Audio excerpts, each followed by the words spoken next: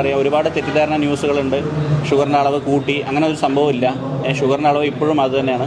അതായത് 100-ൽ താഴെയാണ് നോർമൽ ഫാസ്റ്റിങ്ങിൽ. ഭക്ഷണം കഴിച്ചതിന് ശേഷം 140-ൽ താഴെ, ഇതാണ് നോർമൽ. എന്നാൽ ഒരു 126 വരെയൊന്നും നമ്മൾ മരുന്ന് കഴിക്കേണ്ട ഫാസ്റ്റിങ്ങിൽ. 126-ന് മുകളിൽ പോയാൽ ശരിക്കും ഷുഗർ തന്നെയാണ്.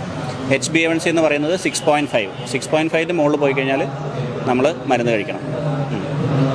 ഇൻസുലിൻ മാത്രമേ ഉള്ളൂ അല്ല, ഇൻസുലിൻ അല്ല ഇതിനുള്ള ചികിത്സ.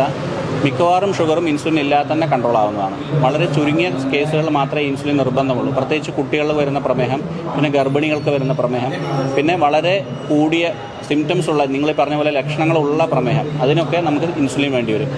ഭയങ്കര ലക്ഷണങ്ങൾ വന്നു കഴിഞ്ഞ് മൂത്രം ഒഴിക്കുക കൂടുതൽ, അല്ലെങ്കിൽ ഭയങ്കര ദാഹം, വിശപ്പ്, ഇങ്ങനത്തെ സമയത്തൊക്കെ ഇൻസുലിൻ ഉപയോഗിക്കേണ്ടി വരും. അല്ലെങ്കിൽ ഒരു ഇൻഫെക്ഷനോ സർജറി അങ്ങനത്തെ എന്തെങ്കിലും ഒരു അക്യൂട്ടായിട്ടുള്ള കണ്ടീഷൻ വരുമ്പോൾ നമുക്ക് ഇൻസുലിൻ വേണ്ടി വരും.